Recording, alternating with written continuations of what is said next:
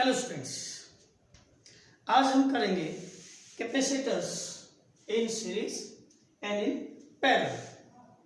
पहले हम करते हैं स्टूडेंट्स कैपेसिटर्स इन सीरीज कि अगर हमारे पास 2, 3 या कई सारे कैपेसिटर्स हैं और उनको हम सीरीज में रखते हैं तो नेट कैपेसिटेंस कितना होगा, हम उसके लिए डेरिवेशन करेंगे। ठीक है स्टूडेंट्स। अच्छा, ये टॉपिक करने से पहले हम इसको समझाने के लिए एक डायग्राम बनाया है। हम इसके जरिए इस टॉपिक को समझेंगे स्टूडेंट्स। देखिए स्टूडेंट्स, मैंने यहाँ पे ना कुछ हाइट पे एक टैंक बनाया है। कितनी हाइट पे? 20 मीटर हाइट पे। ये क्या है? टैंक, जो कि क्या है, हाइट पे, या यूं कह लीजिए कि ज्यादा पोटेंशियल पे। ठीक है। अब फिर क्या होता है, आगे यहां से वाटर फ्लो करेगा और वो आखिर में ग्राउंड लेवल पे एक टैंक है, वाटर वहां जाना है। और जो वाटर है वो जो ये टैंक है वो टैंक इससे कितना मीटर नीचे है? 20 मीटर। या यूं कह लीजिए कि ये जो टैंक है वो लोअर लेवल पे है, लोअर पोटेंशियल पे है। ठीक है। ये ज्यादा हाइट पे है, हमने आपको पहले भी समझाया था। ज्यादा हाइट मतलब ज्यादा लेवल, मतलब हम यहाँ पे क्या करते हैं, उसको ज्यादा पोटेंशियल मानते हैं। और कम लेवल, कम हाइट पे है तो हम क्या मानते हैं? कम पोटेंशियल पे है। तो यहाँ के पोटेंशियल और यहाँ के पोटेंशियल में डिफरेंस है। कितना है? 20 का। ठीक है। तो जैसे हम हाइट में डिफरेंस मानते हैं ना, तो हाइट के डिफरेंस को हम यहाँ पोटेंशियल का डिफरेंस मानेंगे। Okay students.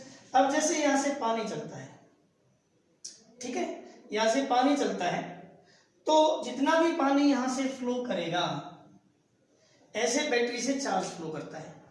देखिए स्टूडेंट्स, जो लिक्विड यहां से फ्लो करेगा, ये कोई घर है, इसके साथ से, इसके आगे से ये पानी निकलेगा। ठीक है स्टूडेंट्स, जो कि 8 मीटर नीचे है।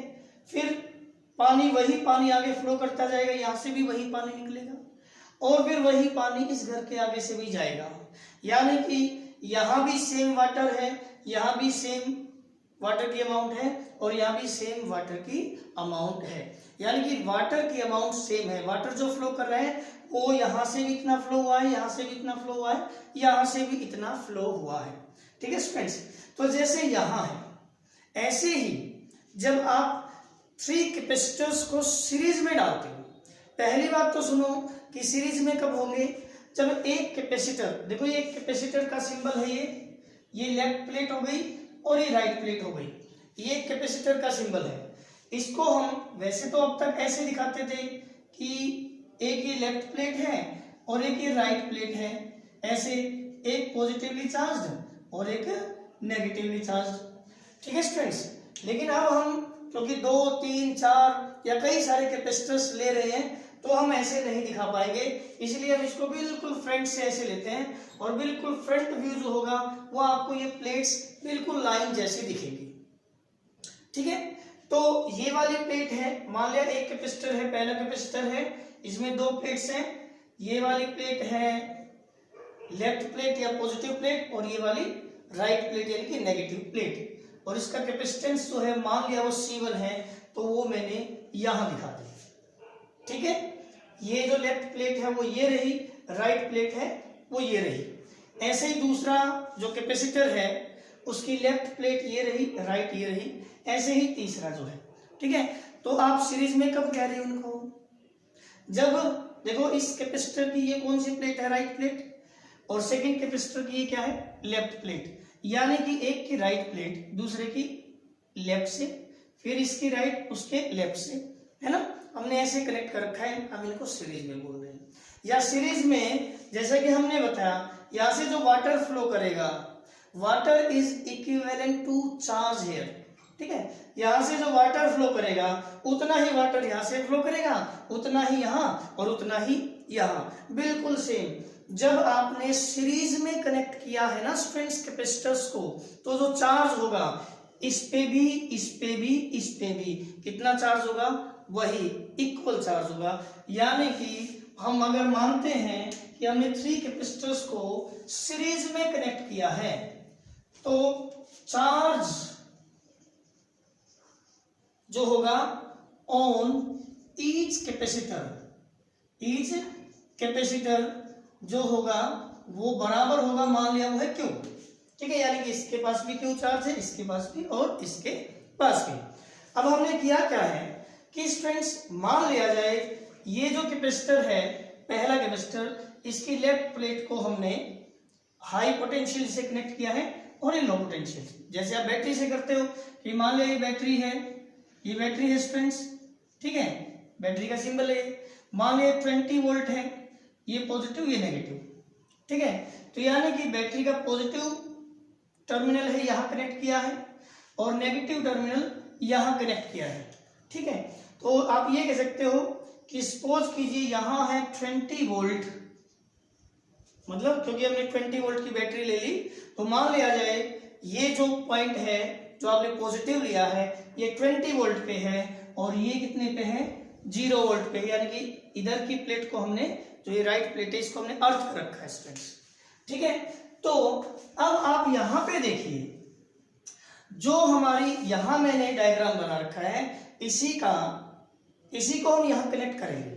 कैसे कि देखिए, जैसे यहाँ लिक्विड जो फ्लो करता है वो यहाँ से भी सेम फ्लो करता है, इसके आगे से भी, इसके आगे से भी और इसके आगे से भी सेम लिक्विड फ्लो कर रहे हैं, और फ्लो जो लिक्विड है, लिक्विड की अमाउंट है उसको हम चार्ज कह रहे हैं। और अगले जो हम यूनिट पढ़ेंगे ना, करंट इलेक्ट्रिसिटी, वहां ये जो लिक्विड फ्लो करेगा यानी कि चार्ज फ्लो करेगा, फ्लो को हम बोल देंगे इलेक्ट्रिक करंट।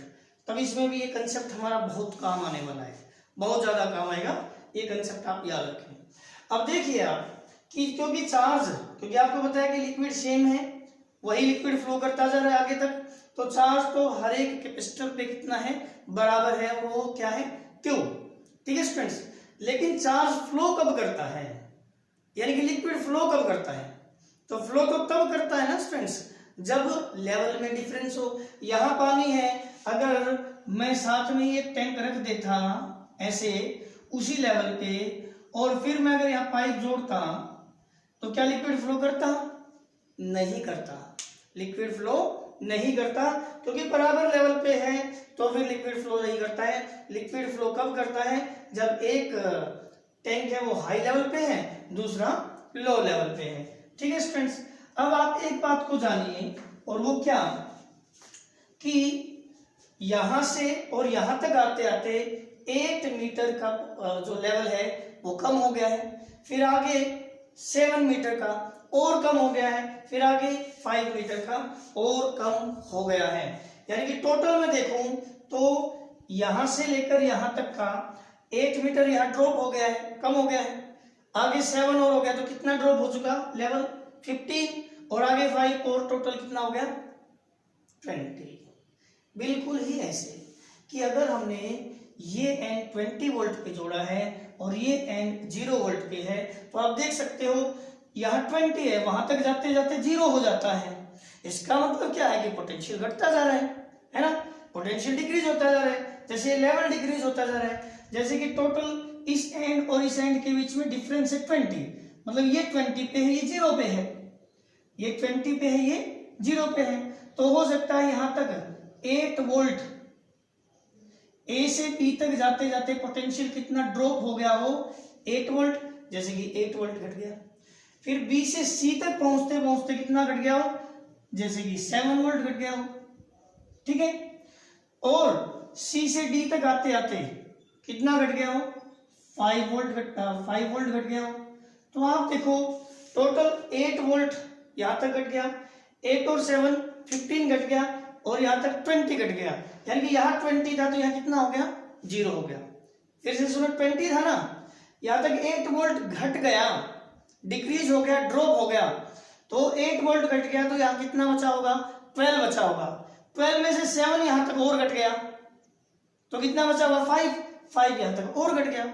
यानी कि जो टोटल 20 का पोटेंशियल का डिफरेंस था वो ड्रॉप होता जा रहा है। तो यहाँ कुछ यहाँ तक ड्रॉप हुआ, कुछ यहाँ तक ड्रॉप हुआ, कुछ यहाँ तक ड्रॉप हो गया, टोटल यहाँ से 20 और वहां तक 0 हो जाता है। तो जैसे यहां तक इस कैपेसिटर के एंड पे जितना पोटेंशियल ड्रॉप हुआ वो है स्टूडेंट्स, मान लिया जाए V1। स्टूडेंट्स ड्रॉप होना भी कह सकते हो, पोटेंशियल डिफरेंस भी कह सकते हो। ध्यान दो, मैंने कहा कि भाई ये है 20 वोल्ट, ठीक है, और मैंने कहा यहां तक हो गया 12 वोल्ट। इस बात को ध्यान से समझना, यहां तक 12 वोल्ट हो गया, यहां तक 5 वोल्ट हो गया, और यहां तक क्या हो गया 0 वोल्ट।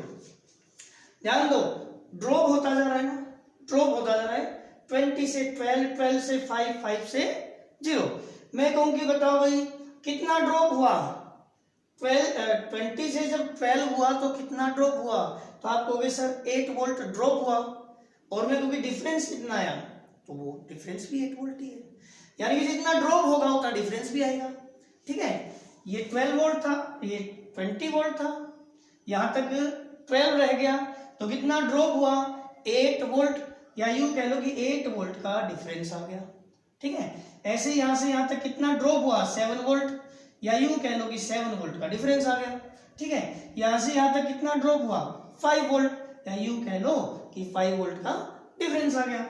तो यहां से यहां तक जो डिफरेंस आया स्टूडेंट्स, मान लिया वो V1 है, यहां से यहां तक जो डिफरेंस है मान लिया वो V2 है, और आगे जो डिफरेंस आया वो है V3। तो हम यहां से एक बात क्लियर देख पाते हैं कि ये 8 था, प्लस 7 15, प्लस 5 20, ये मतलब 8 प्लस 7 प्लस 5 किसके बराबर आ गया 20 के बराबर। 20 तो वो है ना जो पोटेंशियल जो हमने अप्लाई किया था, जो हमने अप्लाई कर रखा है पोटेंशियल डिफरेंस, वो कितना है 20, और ये यहां तक कितना है V1 प्लस इससे आगे कितना है V2 प्लस V3। मतलब हम यहां क्या कह सकते हैं कि जो पोटेंशियल हमने एंड्स पे अप्लाई किया है, कितना अप्लाई किया है स्टूडेंट्स, कितना अप्लाई किया है V। अब वो पोटेंशियल यहां तक तो V1 डिफरेंस अगर आता है, आगे V2 आता है और आगे V3 आता है, तो जो एक टोटल पोटेंशियल डिफरेंस है वो किसके बराबर होगा V1 plus V2 plus V3, ठीक है स्टूडेंट्स। कुछ यहां तक डिफरेंस आया, कुछ यहां तक आया, कुछ यहां तक आया, टोटल तो 20 ही आएगा, ठीक है। तो हम क्या लिख सकते हैं कि V1 plus V2 plus V3 क्या होता है V, ठीक है स्टूडेंट्स। अब जब हमने टॉपिक स्टार्ट किया था कैपेसिटेंस ऑफ ए कैपेसिटर, तब ही हमने पढ़ लिया था कि क्यू होता है स्टूडेंट्स CV, ठीक है। क्यू क्या होता है CV, जहां पे C है कैपेसिटेंस ऑफ कैपेसिटर और V है पोटेंशियल डिफरेंस, ठीक है। तो यहां अगर हम ध्यान से देखें, हर एक कैपेसिटर की कैपेसिटेंस अलग अलग है, इसकी C1 है, इसकी C2 है, इसकी C3 है, ठीक है। मैं अगर यहां से आपसे कहूं कि मुझे बताइए कि V कितना होगा यहां से, क्योंकि Q इक्वल टू CV है, तो V कितना होगा, तो आप कहोगे सर V होगा Q बाई C। V कितना होगा, V होगा Q बाई C, ओके। तो अगर मैं बात करूं ऐसे, क्योंकि V Q बाई C होता है, आपने बिल्कुल स्टार्टिंग में पढ़ा था कि Q इक्वल टू CV होता है, तो V किसके बराबर है C इधर आके डिवाइड हो गया, यानी कि Q बाई C, ठीक है। अब देखो, फिर मैं कहूँ कि फिर V1 बताओ कितना है। अब V1 क्या होगा, क्योंकि चार्ज तो हर एक पे Q है, Q बाई C होता है ना, तो पहला जो कैपेसिटर है उसके एंड्स पे कितना पोटेंशियल डिफरेंस मिलेगा, तो आप कहोगे जी Q बाई इसकी जो कैपेसिटेंस है C1, वेरी गुड। जो सेकंड कैपेसिटर है उसके एंड्स पे जो पोटेंशियल डिफरेंस है पूछ रहे कि बताइए कितना है, तो आपको कहोगे सर Q, चार्ज तो सेम है तीनों पे, बाई C2 इसकी कैपेसिटेंस, यानी कि सेकंड कैपेसिटर की कैपेसिटेंस, ओके। V3 ये कितना होगा, आपको भी सर Q बाई C3, ठीक है। और V क्या होता है Q बाई C, जहां पे C क्या है नेट कैपेसिटेंस, यानी कि जब आपने इन तीनों को सीरीज में जोड़ दिया है तो तीनों का मिलके जो कैपेसिटेंस होगा, ठीक है, तीनों मिलके कितना चार्ज स्टोर कर पाएंगे वो क्या है, सी या सी एस भी कह सकते हैं, यानी कि कैपेसिटेंस इन सीरीज। तो आप देख सकते हो स्टूडेंट्स, क्योंकि चार्ज क्या है, दोनों साइड है, ठीक है, तो कॉमन लेके कैंसिल कर सकते हैं। तो ये क्या है 1/c या 1/cs भी लिख सकते हो स्टूडेंट्स। मैं आपको बता दूं cs से क्या मतलब है, नेट कैपेसिटेंस इन सीरीज, कि जब आपने तीनों को एक साथ सीरीज में डाल रखा है तो तीनों का मिलके जो कैपेसिटेंस है वो cs है। तो 1/cs is equal to 1/c1 1/c2 plus 1/c3। इसको आप ध्यान से समझना स्टूडेंट्स। मैं आपको एक पॉइंट आपको और बता देता हूं कि यहाँ जो Q है स्टूडेंट्स, हमने उसको तो दोनों साइड से क्या कर दिया है, कैंसिल कर दिया है। अब अगर नोट करने की बात है, अब अगर जो कैपेसिटेंस है हमारा अगर इक्वल हो तो हम स्पेशल केस ले सकते हैं, इनको भी हम न्यूमेरिकल्स में यूज कर लेंगे। एक तो ये यहाँ स्पेशल केस ले हम, स्पेशल केसेस किसके लिए, कैपेसिटर्स इन सीरीज के लिए ही। पहली बात, अगर हमारे पास दो ही कैपेसिटर्स हैं, फॉर 2 कैपेसिटर्स, अगर मान लिया जाए हमारे पास कितने कैपेसिटर्स हैं, 2 कैपेसिटर्स हैं, एक की कैपेसिटेंस है C1 और दूसरे की C2 है। C2 है तो क्या आएगा 1/cs, यानी कि 2 कैपेसिटर्स हमारे पास सीरीज में है, तो फिर नेट कैपेसिटेंस क्या होगी 1/c1 प्लस 1/c2। अगर सिर्फ 2 कैपेसिटर्स है हमारे पास तो क्या आएगा रिजल्ट, आप एलसीएम लोगे, क्या आएगा C1 C2, ठीक है, ये C2 और ये C1, ठीक है। तो 1/cs इज इक्वल टू, इसमें चाहे आप C1 प्लस C2 लिख लो क्योंकि तो प्लस साइन है, C1 प्लस लिख लो ठीक है, C1 प्लस C2 लिख लो या C2 प्लस C1, और नीचे क्या है C1 C2। हमें क्या निकालना है, नेट कैपेसिटेंस इन सीरीज। तो सीरीज में जो नेट कैपेसिटेंस आएगी यानी कि CS क्या आएगा 1/cs, इसके बराबर है तो CS तो इसका रेसिप्रोकल होगा, तो CS क्या आ जाएगा C1 C2 upon C1 plus C2। ध्यान दें स्टूडेंट्स, क्या बताया है कि अगर आपके पास 2 कैपेसिटर्स हैं, एक की कैपेसिटेंस C1 है और दूसरे की C2 है, तो फिर हमें ऐसे करना पड़ेगा, ये लंबा प्रोसीजर हो जाता है कि पहले 1/cs is equal to 1/c1 plus 1/c2, फिर एलसीएम लो, फिर उसका रेसिप्रोकल लो, ये लंबा प्रोसीजर हो जाता है। हम क्या करते हैं, हम सीधा ये फॉर्मूला लगा लेते हैं कि जैसे हमें कह दे कि भी 2 कैपेसिटर्स हैं, एक है 4 माइक्रोफैरेड का, 4 माइक्रोफैरेड का, और एक है मान लिया 6 माइक्रोफैरेड का, ठीक है, क्या क्या है, या एक है मान लिया 3 माइक्रोफैरेड का और एक है 6 माइक्रोफैरेड का, ठीक है। हमने उनको सीरीज में कनेक्ट कर दिया, तो बताइए नेट कैपेसिटेंस कितना होगा।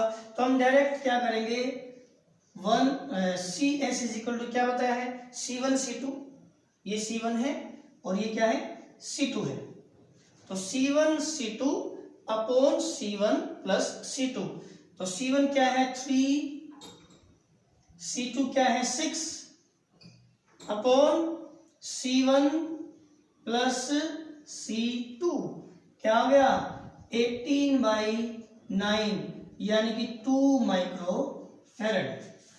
यहां एक बात और नोट करने की स्टूडेंट्स, आपने देख भी लिया होगा कि जब आपने सीरीज में निकाला है ना तो वो 2 माइक्रोफैरेड आया है और वो 3 से भी कम है और 6 से भी कम है। इसका मतलब क्या हुआ कि जब आप कैपेसिटर्स को सीरीज में डालते हो तो जो नेट कैपेसिटेंस आएगा ना वो इन सभी से, इनमें जो सबसे छोटा है जैसे 3 सबसे छोटा है उससे भी कम वैल्यू आनी है। फिर से बताया, क्या बताया कि अगर आपके पास 2, 3, 4 जितने भी कैपेसिटर्स हैं उनको आपने सीरीज में कनेक्ट किया तो जो नेट कैपेसिटेंस आया यहाँ क्या आया है 2 आया है ना, ये 3 से भी छोटा है 6 से भी छोटा है, इनमें सबसे छोटा कौन है 3।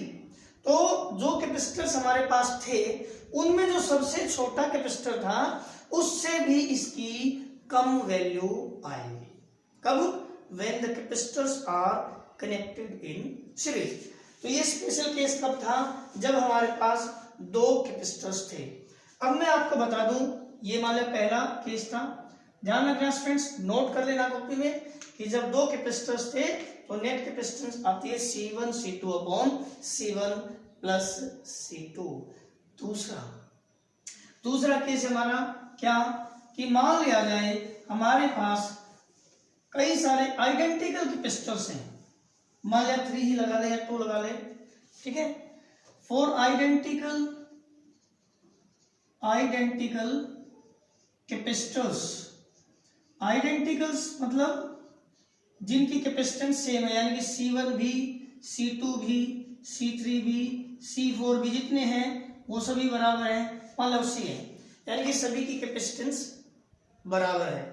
तो अगर आप दो जोड़ोगे, देखो अगर दो हैं आपके पास तो 1/CS क्या होगा? 1/C प्लस 1/C क्या आएगा? 2/C। 1/CS 2/C है तो CS क्या आएगा? CS। 1/C 2/C है तो इसका रेसिप्रोकल करोगे तो क्या आएगा? C/2।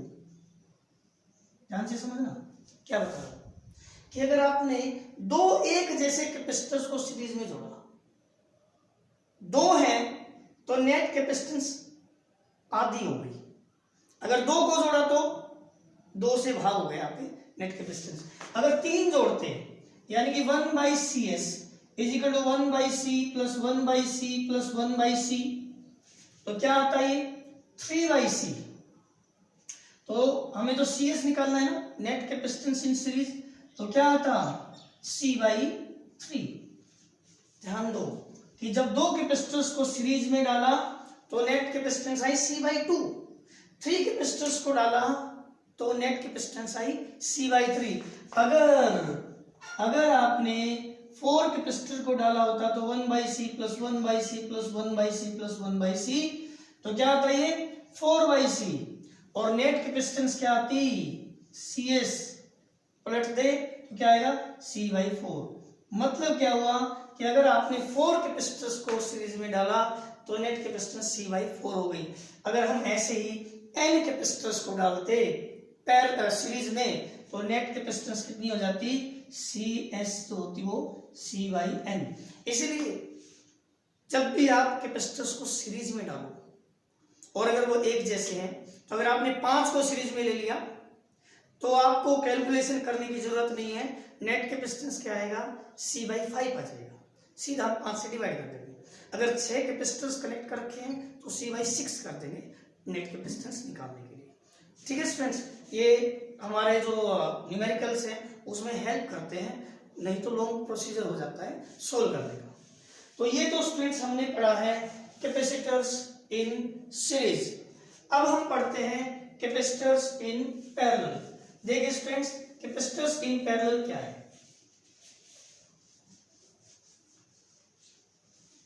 कैपेसिटर्स इन पैरेलल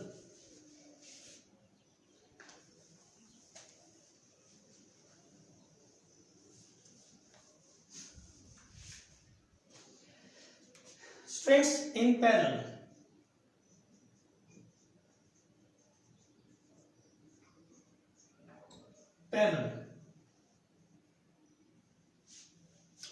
देखो मान लिया जाए ये है एक कैपेसिटर जिसकी कैपेसिटेंस है C1, उसकी लेफ्ट प्लेट ये है, राइट प्लेट ये है, ठीक है।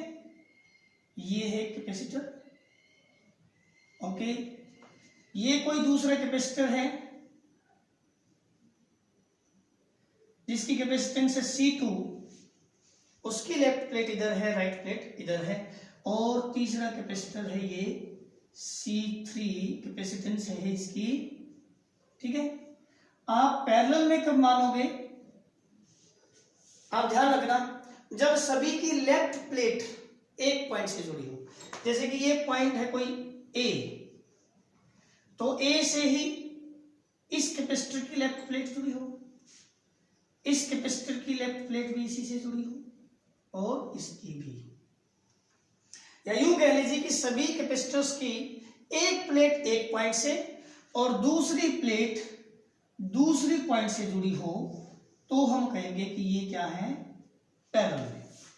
ठीक है, फिर सुन लीजिए, जितने भी कैपेसिटर्स जुड़े हैं उन सभी की एक प्लेट, जैसे कि इसकी ये वाली प्लेट ए से जुड़ी है, इसकी ये वाली प्लेट ए से जुड़ी है, इसकी ये वाली प्लेट ए से जुड़ी है, तो एक प्लेट एक पॉइंट से और दूसरी प्लेट किसी दूसरे पॉइंट से अगर जुड़ी है तो वो पैरेलल में है स्टूडेंट्स। अब अगर आप, जैसे कि मैंने पहले बताया था कि किसी सेल या बैटरी से जोड़ते हो उसको, ये बैटरी है हमारी, जैसे कि वही 20 वोल्ट की, तो 20 वोल्ट होने का मतलब क्या है कि भाई एक एंड तो 20 वोल्ट पे है और दूसरा एंड मान लिया 0 वोल्ट पे है। ठीक है, तो ए पे कितना पोटेंशियल है 20 और बी पे कितना है 0, कितना डिफरेंस हुआ स्टूडेंट्स, 20 वोल्ट का, है ना। अब मैं कहूं कि बताओ भाई, इस कैपेसिटर को आप देखो, इस कैपेसिटर का ये वाला एंड कितने पे है, 20 पे, और दूसरा एंड कितने पे है, 0 पे, तो इस कैपेसिटर्स के एंड पे पोटेंशियल का कितना डिफरेंस हुआ, ये एंड 20 वोल्ट पे है, ये एंड 0 वोल्ट पे है, तो पोटेंशियल डिफरेंस कितना है इसके एंड्स पे, 20, है ना। मैं कहूंगी इस कैपेसिटर को देखना जरा, ये एंड कितने वोल्ट पे है, 20 पे, और ये एंड कितने पे है, 0 वोल्ट पे, तो दोनों एंड्स पे जो पोटेंशियल का डिफरेंस हुआ कितना हुआ, 20 हुआ, यानी कि इसके एंड्स पे भी 20 का पोटेंशियल डिफरेंस हुआ। फिर मैं कहूँगी इसको देखिए आप, तो इसका ये एंड 20 पे है और ये एंड 0 पे है, तो कैपेसिटर जो है हमारा जो तीसरा है C3, इसके एंड्स पे पोटेंशियल का डिफरेंस कितना हुआ, 20। इसका मतलब क्या हुआ, इसका मतलब तो ये हुआ कि यहाँ पे जो पोटेंशियल डिफरेंस इसके एंड पे है उतना ही इसके एंड पे है और उतना ही इसके एंड पे है, यानी कि जब आप पैरेलल में कैपेसिटर्स को जोड़ते हो स्टूडेंट्स तो पोटेंशियल डिफरेंस क्या रहता है, सेम रहता है। ठीक है, पोटेंशियल डिफरेंस सेम रहता है। हाँ, यहाँ जो चार्ज होता है, मान लो ये बैटरी है, जैसे कि अब मैं कहूँ ना ये V वोल्ट है, तो इसके एंड पे भी V वोल्ट है, इसके एंड्स पे भी V वोल्ट का पोटेंशियल डिफरेंस है और इसके एंड पे भी V वोल्ट का पोटेंशियल डिफरेंस है स्टूडेंट्स। ठीक है, ये है V। ओके, यहां जो चार्ज है, जैसे कि मैं वहां आपको बताया था कि ऐसे 3 हाउसेस थे, घर थे ना, लेकिन यहां क्या है कि मान लीजिए भाई ये जो सोर्स था वाटर का, ठीक है, इससे वाटर फ्लो करके यहाँ कुछ एक रास्ता यहाँ निकल जाए, एक रास्ता यहाँ निकल जाए और एक रास्ता यहाँ निकल जाए, और ये वो घर है, तो एक यहां से फ्लो करे, कुछ यहां से फ्लो करे और कुछ यहां से फ्लो करे। तो आप देख सकते हो स्टूडेंट्स, जो वाटर था हमारा यहाँ बट रहा है, डिवाइड हो रहा है, कुछ यहां से जाएगा, कुछ यहां से जाएगा और कुछ यहां से जाएगा। ऐसे ही अगर यहाँ स्टूडेंट्स Q चार्ज है Q, तो यहाँ डिवाइड होता है, इधर Q1, इधर Q2 और इधर Q3 डिवाइड होता है, यानी कि जो पैरेलल की अगर हम बात करते हैं तो चार्जेस क्या होते हैं, डिवाइड होते हैं। क्लियर है स्टूडेंट्स? ओके, तो देखिए हमने क्या बताया, पोटेंशियल तो इसके एंड पे, यानी कि V1 भी उतना ही है, V2 भी उतना ही है और V3 भी उतना ही है, और वो कितना है V, तीनों के एंड्स पे सेम पोटेंशियल डिफरेंस है। ओके, हाँ, जो चार्ज है स्टूडेंट्स Q, जो चार्ज Q है वो यहाँ पे आप देख सकते हो बढ़ता है, कुछ यहाँ से, कुछ यहाँ से और कुछ यहाँ से फ्लो करता है, तो ये हुआ Q1 plus Q2 plus Q3। अब आपको पता है क्योंकि Q is equal to CV होता है स्टूडेंट्स, ये बिल्कुल स्टार्टिंग में हम पढ़ चुके, Q इज इक्वल टू क्या होता है, CV। तो फिर Q1 को अगर मैं कहूं क्या लिखूं, C1V लिख सकता हूं क्योंकि V तो सेम है। ठीक है, Q1 यानी कि यहां से जो चार्ज फ्लो करेगा वो कितना होगा, C1V, क्योंकि कैपेसिटेंस तो अलग अलग है तीनों की, पोटेंशियल बेसिक सेम हो, तो अगर मैं Q1 लिखूंगा तो C1V, Q2 लिखूंगा तो C2V और Q3 लिखूंगा तो C3V। ठीक है, सिर्फ कैपेसिटेंस ही तो अलग अलग है। ओके, तो Q2 की जगह क्या लिखे, C2V, क्योंकि पोटेंशियल डिफरेंस तो सेम है। ओके, Q3 की जगह क्या लिखे C3V, और Q यानी कि CV, जहां पे C है नेट कैपेसिटेंस इन पैरेलल, कि जब आपने इन तीनों को पैरेलल में जोड़ रखा है तो तीनों का अब जो टोटल कैपेसिटेंस होगा, यानी कि तीनों मिलके कितना चार्ज स्टोर कर सकते हैं स्टूडेंट्स, उसको हम बोलते हैं नेट कैपेसिटेंस इन पैरेलल। आप देख सकते हो V दोनों साइड है, कैंसिल हो सकता है, यानी कि नेट कैपेसिटेंस इन पैरेलल हो गया C1 plus C2 plus C3। यानी कि अगर हमने कैपेसिटर्स को पैरेलल में जोड़ा है तो टोटल कैपेसिटेंस सभी के कैपेसिटेंस के सम के बराबर हो जाता है। जैसे कि मैं एक एग्जांपल लेता हूं कि क्वेश्चन है, we have 3 capacitors, 1 microfarad, 2 microfarad, 3 microfarad, ये क्या है उनकी capacitance. We have 3 capacitors having capacitance कितनी है, 1 microfarad, 2 microfarad and 3 microfarad. They are first connected in series, पहले तो इनको किस में जोड़ा गया students, in series, and then in parallel, और बाद में इन्हीं को किस में जोड़ा गया है, इन पैरेलल। तो हमें कहता है find ratio of net capacitance in parallel to the capacitance in series. तो ठीक है स्टूडेंट्स, हम देख सकते हैं CP मतलब पैरेलल में तो आपको पता है क्या होते हैं, ऐड होते हैं, तो वो तो सीधा ही निकल जाएगा 1 प्लस 2 प्लस 3, तो ये तो 6 माइक्रोफैरड डायरेक्ट निकल जाएगा। बात है CS की, यानी कि कैपेसिटेंस इन सीरीज। तो आपने पता है कि सीरीज में तो क्या होता है, रेसिप्रोकल का सम, तो 1/1 प्लस 1/2 प्लस 1/3, ये हम अलग से निकाल लेके या पुट कर देंगे। तो 1/CS कितना है स्टूडेंट्स, 1 प्लस एलसीएम ले लें कितना आएगा 6, तो यहां तो आ गया 6 प्लस 2 3 जा 3, 3 2 जा 6, ठीक है। तो ये आ गया स्टूडेंट्स, कितना आ गया 1/CS इज इक्वल टू 11/6। ये 1/CS है और CS कितना आ गया, CS आ गया 6/11 माइक्रोफैरड। ये आया है नेट कैपेसिटेंस इन सीरीज। तो हम यहाँ कितना, ये 6/11, ठीक है, 6/11 माइक्रोफैरड, ठीक है। तो 6 से 6 कैंसिल और 11 ऊपर, तो ये आ जाएगा कितना 11, इनका रेशियो, ठीक है स्टूडेंट्स। ओके, हम नेक्स्ट वीडियो में कैपेसिटर सीरीज में और पैरेलल में बेस्ड न्यूमेरिकल्स करेंगे स्टूडेंट्स, ठीक है, और उन पे जो शॉर्ट ट्रिक्स हैं वो आपको बताएंगे। तब तक आप ये टॉपिक अच्छे से लर्न कर लो और नोटबुक में नोट कर लो। Okay students.